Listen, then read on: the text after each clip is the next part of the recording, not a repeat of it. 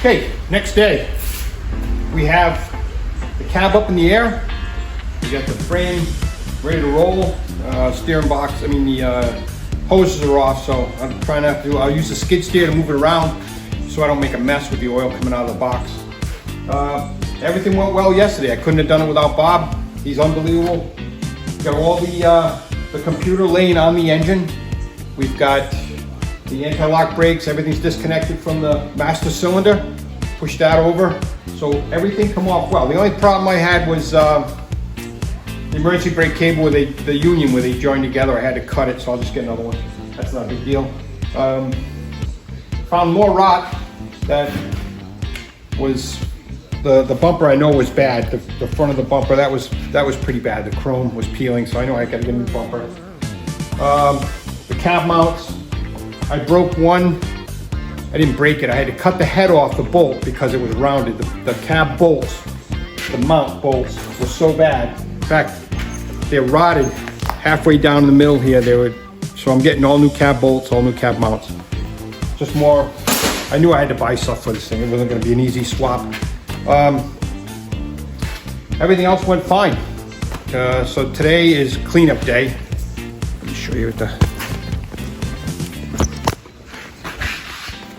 when I say cleanup, tools, parts, fenders, all this all can go outside because I got another project. I got to do a quick project to come in. The cab will stay right on the lift. I'll put it way up in the air and just cover it. It's fine, it's secure, it's not going anywhere unless some idiot walks into it. You can see the mounts. They were all rotted. This side here was completely gone. Driver's side was completely gone. Everything else went well.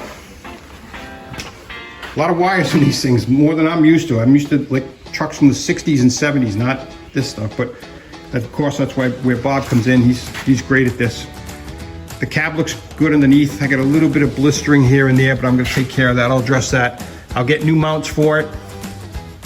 Everything will get swapped to the other frame. If I get a chance this weekend, I'll start on it. We unplugged all the wires from the cab. Everything's isolated, so it's going to be all right. We learned a lot yesterday. We started at 9 o'clock and we were done by like 2:45, which to me that was pretty good. We had a half hour, 45-minute lunch, and we got it off and done. So it's going to be a little bit of a process switching over the tank, the rear end. I want to paint the rear end. Things like that. There's a few things I got to do, and swap the tires over. Obviously, front axles I got to do. I have the upper and lower control arm bushings new on the replacement frame. That's ready to go. And get these things switched and scrap this frame because there's nothing really on there that I need. Nothing that's any good really. I'm going to take these fenders, inner fender wells off. Might as well just paint them. This one here under the battery box, and it's a little bit of rust. It's nothing really rotted through that I got to weld.